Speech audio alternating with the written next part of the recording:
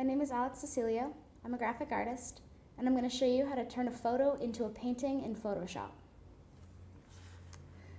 So here I've got my photo that I want to turn into a painting. And when you first get your photo into Photoshop, it may not be directly editable, so just go over to your layer that it's on. In your layers panel, hold down, select rasterize layer, and this will make it so your photo is directly editable. Now what I'm going to do is I'm going to go to filter, and I'm going to go to artistic, and this is really up to you what kind of painting you want it to look like, but for now I'm going to choose palette knife because that is really what's going to make your photo look more painterly.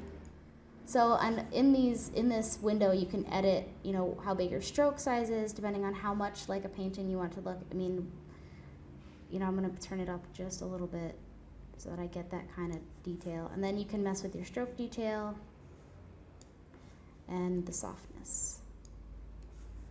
And I'm pretty sure if you turn it all the way up, it's going to look a lot better. But then there's also different options. There's paint daubs, which will basically blur out everything. There's dry brush,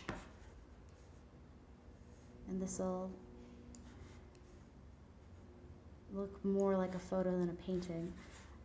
And then there's also watercolor, but watercolor I wouldn't recommend if you're trying to make it actually look like a watercolor painting. It's more for like the photo effect, because I guess it kind of looks like it, but for the most part I'd really recommend palette knife. But you could also do underpainting, and this will make it look like it has a texture on the painting itself, so that it, like I said, it looks more like an actual painting. But I'm going to stick to palette knife. And there your photo is a painting. My name is Alex, and this is how you turn a photo into a painting in Photoshop. Thank you.